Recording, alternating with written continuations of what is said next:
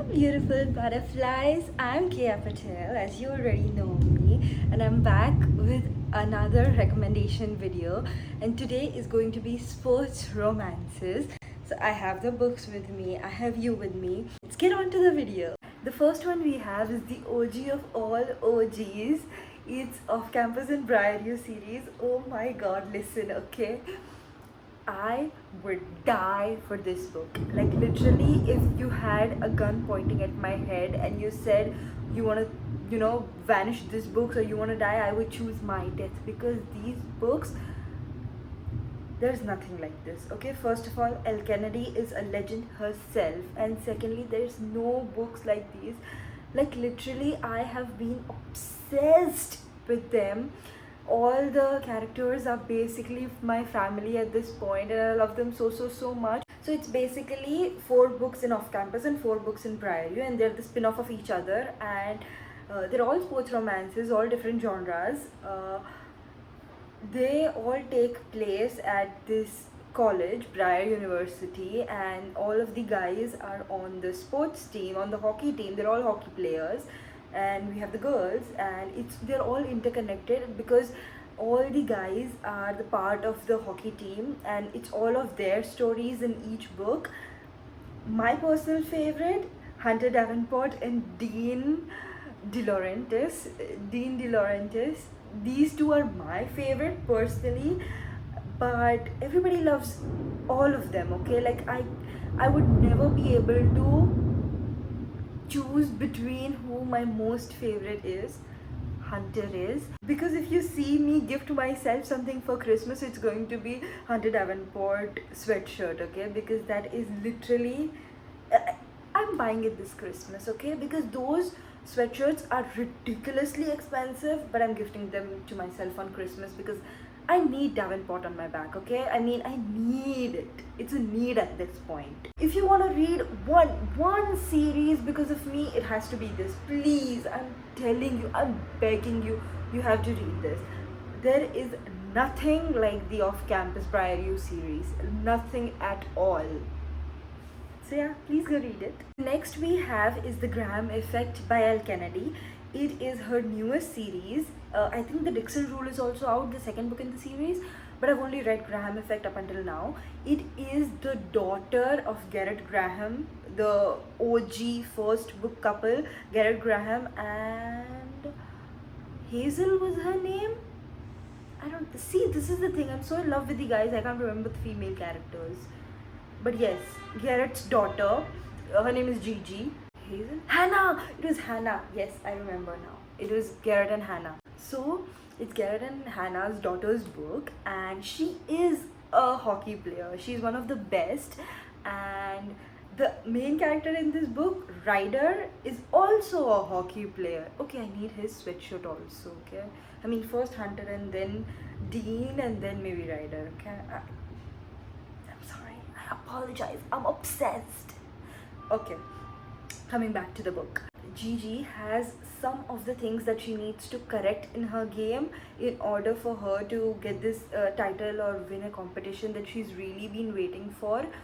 And Ryder wants to participate in this program that Garrett organizes every couple years, and he wants Gigi to put in a good word for him, and Gigi wants him to help her improve her hockey moves. So they strike up a fake relationship deal, and so Gigi can put in a good word of him to her father, and he can help her correct her hockey moves because he is a great hockey player. Next we have Binding and Keeping 13 by Chloe Walsh. These are my newest obsessions. As you can see, I literally get obsessed with books, okay? I don't have a limit. I can't help myself. I love the characters. Anyways, so these are my newest obsessions. I literally finished this book last night, and you will be getting a reading vlog because I vlogged both of them, and you see how thick they are. Okay, so I've been working on them for quite a while now, but I've vlogged them, and the vlog will be coming up soon, so you have to check it out. Okay guys, the Boys of Torment series. These first 2 books are of one couple, the next 2 are of another couple, and then we have Taming 7 that's of another couple, and I don't know what's going to I haven't read Taming 7 or Saving 6 and Redeeming 6 yet. These are the only two I've read in Person Tournament series. I will read those two, you bet your ass I will, and I will vlog them because I am obsessed. Okay, like these are 800 pages. I put on tabs over here. I haven't over here. I'll do it after like right after I finish recording this video, because I literally just finished reading it last night and I haven't picked it up since. These two are about Shannon and Johnny. By the way, Johnny, I love him. I want him. And I kept repeatedly saying that in the vlog because I literally want him, okay? Like the soft guy he is, the protective guy he is, I want a Johnny. I want a Johnny. I'm telling you. See, the amount of book boyfriends that I want in real life, it's kind of unhealthy. I'm a fictional player, but fictional being the key word, okay? Oh, because no men like the fictional men. Anyways, why do I keep getting off topic in this video? Anyways, as we were talking about Johnny and Shannon. So basically, these are so thick, I'm not able to lift them up, I'm sorry. Okay, so Shannon has been bullied in her old school all the time, and now her mom is kind of fed up of, Shannon turning up at home always in bruises, because Shannon is literally like the tiniest, cutest girl out there, and like she is really soft, okay? So, she doesn't fight back or whatever, and her mom is now tired, so her mom is sending her to the private school, and where our Johnny is. So of course there's no bullying happening in the town school because we have Johnny over there to protect Shannon. And the way they meet was, Johnny's a rugby player, okay, and he threw the ball at her and she fell and had a concussion. The first meet, very meet cute if you ask me, but so yeah, that's how they met. And there's this, listen, all I'm saying is, all I'm pitching you to read this book is that they were 800 pages each, and you will not believe when I say I didn't feel they were so long. They were so long. I could read 800 more of each. You have no idea. The way Chloe Walsh has written these books, the way the characters are, the way the family is, the found family aspect of it, each and every character does something in the books. They mean something to the books. You have no idea. Like the dogs have characters in this book, okay? Like the dogs have important roles. If you have no idea. So all I'm saying is, if I'm saying that these thick books are worth reading, you have to bet your ass I'm not kidding, okay? Because they're so long and you have to invest so much time in them. But while you're reading, you're like 800 pages passed and you're like, what? I read 800 pages? That felt like 20. That's what I'm saying when I say the writing is so simple, the writing is so flowy, it just flows, okay? I believe I gave Binding 13 4.5 stars and Keeping 13 5 stars. Everything changes when they meet each other. Shannon finds somebody who supports her, who takes stands for her, who protects her, and Johnny finds somebody who's so calm, and then somebody who is so uncaring of what a great player he is, somebody who doesn't care about the social ladder. And I think I want to keep them for keeps, because they're keeping each other for keeps. If you read the book, you know what I'm saying, for keeps. But yes, so these two books, read them up right now. Okay. On to the next one. First one in this Windy City series by Liz Tomford is Mile High. So basically, Xanders is a hockey player. He's the bad boy of the hockey, of the sports world, basically, not just hockey, all of sports. So basically, the hockey team has two captains. One of them is Xanders and one of them is others. So the PR team comes up with this idea that Xanders could become the bad playboy, and the other captain will be portrayed as the saint good one, the one who has a family, that sort of person. And Xanders is like the playboy, jumps from one woman to the other, always is shown up with a different woman on the papers, that kind of person. And Stevie is his new flight attendant. And for some reason, Xanders can't control himself, and always pushes Stevie's buttons, and Stevie literally does not care about him. She's like, I'm not fraternizing with a sports athlete ever again in my life because she had a bad experience. And Xander finds it very repulsive because he's like, it's basically ki, how can a girl not fall at my feet? How is she, repulsed to me or whatever? And Stevie also has a lot of body image issues, but Xander's, there's no guy like him because the way he makes her feel, he literally genuinely makes her feel so beautiful and so confident in herself. You have no idea. This TV before Xander's and this TV after Xander's at the end of the book. By the end of the book, you have, it's so beautiful. This book literally portrays the glow up a girl can have when she has a right partner supporting her at all times. Okay, so I think give it a go. The next is Right Move. It's the second book in the Felicity series. It's after Mile High. And it's also Stevie's brother. The Stevie from last book, yeah, her brother. And Indy is Stevie's best friend. So it's basically best friend's brother kind of story. So Indy finds herself in a position where she has no place to live and she genuinely needs somewhere to live. And Stevie tells her, I have a brother and you can stay with him for a while or whatever. So Ryan and Indy end up rooming, and Ryan is also he's the newest captain of his sports team, and his coach or his manager, I believe, they keep telling him that you're a great player but you keep a lot to yourself, you're literally a loner, and you have to prove to us that you're genuinely somebody with emotions. So Ryan flat out tells him, dude, I have a girlfriend. And then the person is like, who? And it's like, Indy.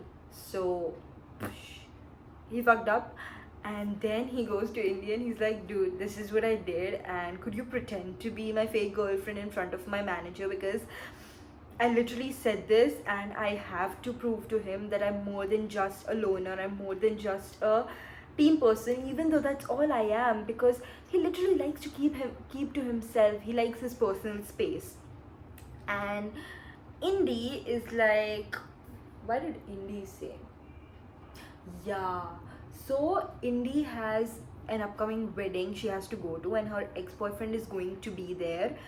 So she has to, appear strong and appear moved on and happy in another relationship kind of situation. So she's like, okay, if you come to the wedding with me, I'll pretend in front of your manager to be your girlfriend. So they strike up a deal of fake dating, and Indy is a bookworm just like us. So she keeps trying to identify Ryan's love language. Like, he makes coffee for her in the morning, and she's like, oh, your love language is acts of service. And then he assures her about something, in another situation, she's like, your love language is words of affirmation. She keeps going on and on about it. And then Ryan, in his POV, he's literally like, I literally love you any way that you feel loved is what's my love language. And speechless. Ryan Shea leaves me speechless. The next in the series is Caught Up. It's the third book in the Windy City series. It's about Kai and Miller. So basically, Kai is this baseball player. Yes, he's a baseball player, and he has a 10-month-old kid. He is recently a single dad. So he's trying to manage taking care of the kid while also being a good team player and good sports player, and he has a lot on his plate, and the team is so good to him. They're literally trying everything to do to keep Kai and his kid in good condition while also allowing Kai to give time to the sports. But Kai keeps firing nannies after nannies. He's literally like, there's nobody good enough to take care of my son. There's nobody good enough who could treat him like I would. And his coach loses it, and he's like, my daughter's coming home for a while. she's going to take care of your son, so shut your gob and let her do her job and you focus on the sports, because we have these big tournaments coming up. And then he's like, okay, whatever, let's see who your daughter is. And then the daughter in question is Miller, who is the youngest person to receive this prestigious award that is in the chef industry. And she's so much under the pressure that she has now lost a little bit of the spark she had for cooking, the love she had for cooking. So she decides to come home for a while, because she thinks if she takes her mind off the cooking for a while and spends time with her dad, she might get the spark back, she might get the love back for cooking that she once had. And when she comes, she has an assignment ready for her. Of course, in the beginning, they don't like each other, they piss each other off, but as time goes and as Kai sees how Miller is with his son, and Miller sees how Kai is as a family man, she's literally, of course they fall in love.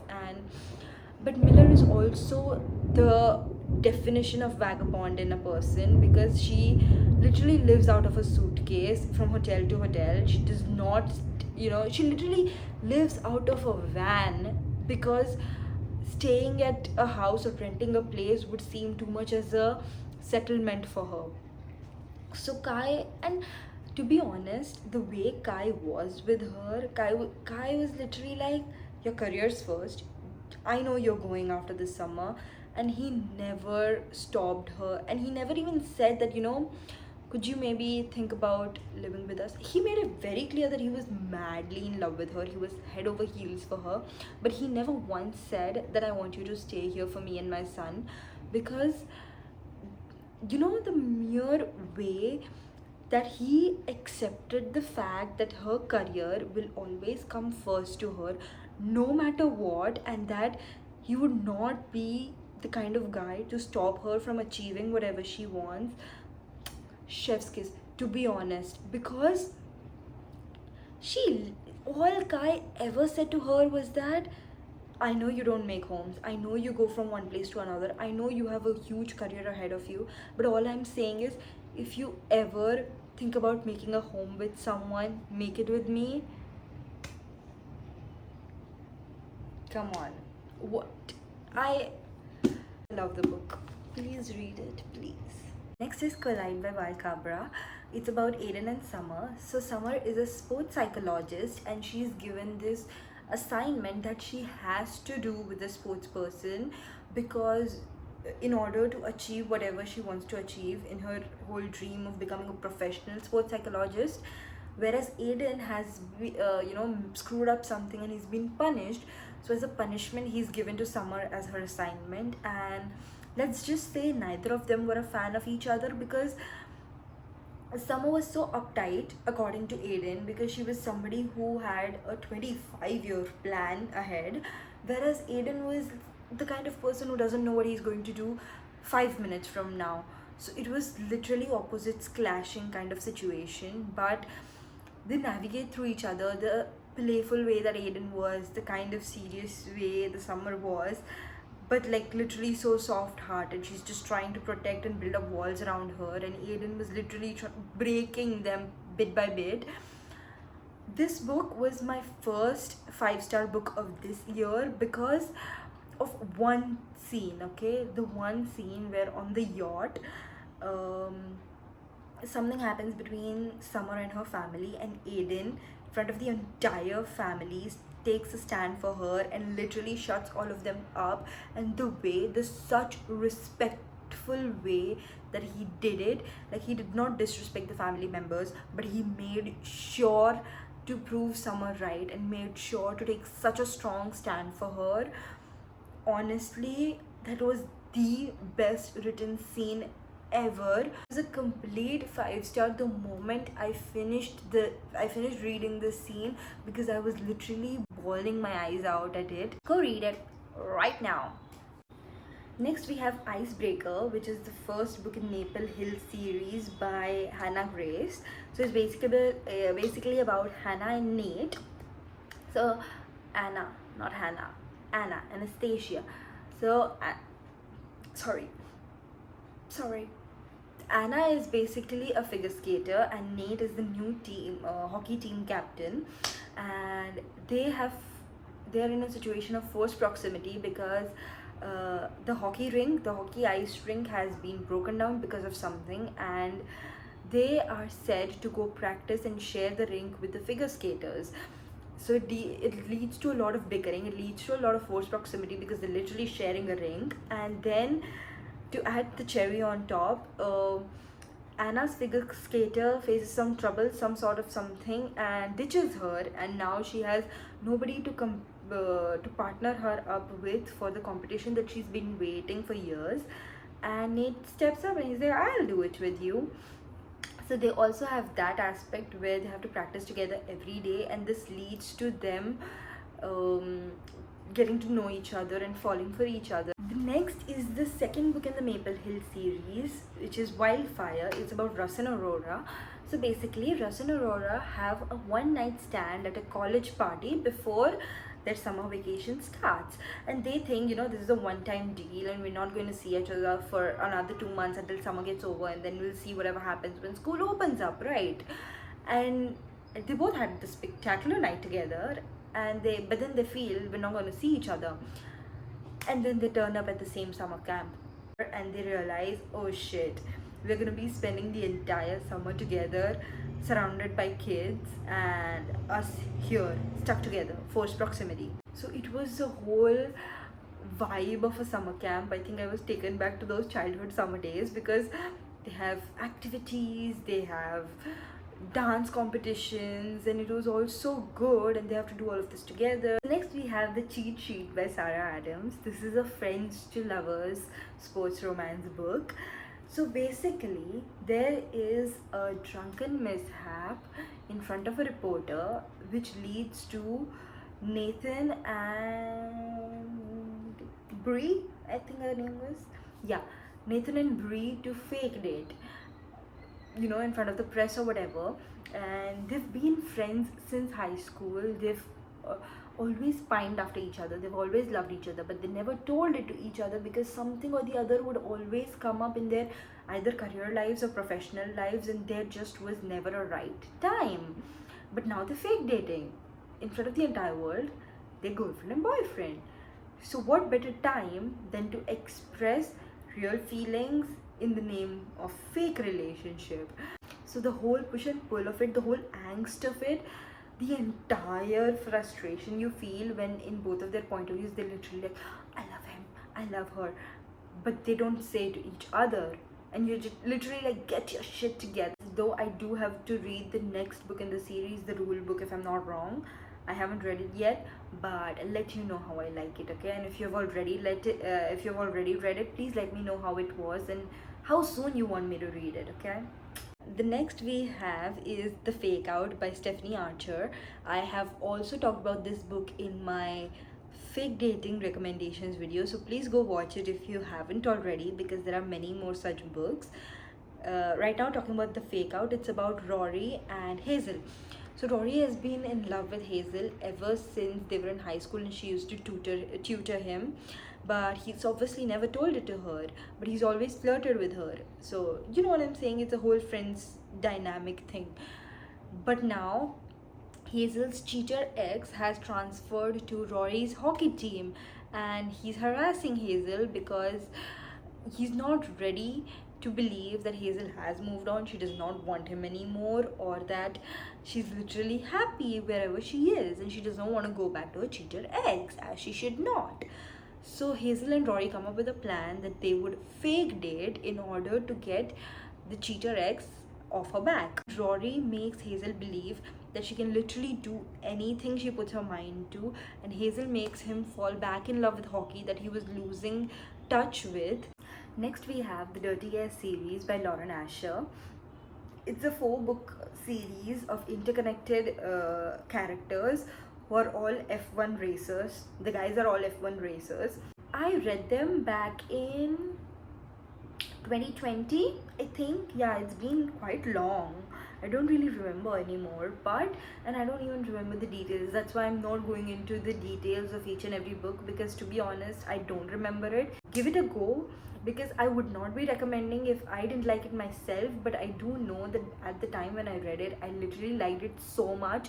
I started following F1 after that. So, you know, I'm a fan, okay? When I do other researches and obsess over the other things that were mentioned in the book, I really like the series. So give it a go, alright? Next, we have Springtide by Key Stephens. It's about. What was the name? Ugh, I'm not good at remembering names, okay? Harper was a girl. And Luca was a guy, I believe. Yeah, let's name him Luca if it's not, but I think it is. So Harper has had a crush on this guy on another team for a while now, and so when she's assigned this sports physiotherapist assignment internship sort of thing, she wants to do it with the crush's team, but she's given another team. She's given the football team, I believe. So Luca's team basically. So she goes off and tells the professor, I'm dating this football player Luca on the team that you've assigned, and I don't think you should, make me work with the team, because it would be unfair to the assignment and to everybody else, since I'm in a relationship with the guy or whatever. Okay, her assignment does not get changed, or it does, I don't remember. Please read and let me know. But the rumor spreads like wildfire, because of course it was a lie. She didn't even know Luca personally. So, but it still spreads like wildfire, and it reaches to Luca, and Luca goes up to her and is like, what the hell, dude? Why would you say that? We barely even talk. But then Luca also has an injury that he's trying to hide from everybody else. So he's like, and since of course Harper is a physiotherapist, he's like, if you treat my injury in secret, I will pretend to fake date you for whatever your issue is, okay? Harper's like, okay, yeah, whatever. So they strike up a deal, but of course, the physiotherapy sessions and the fake datings, they grow more, they become friends.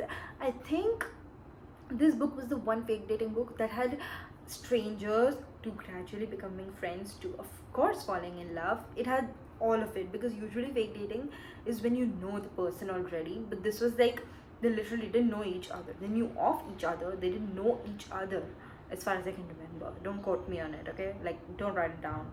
Please read it. Now we're on to the last series of this video.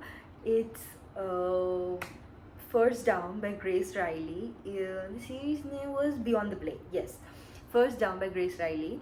And it's about James and Bex. So basically, James is failing this class that he literally needs to rewrite and pass to keep his spot on the sports team.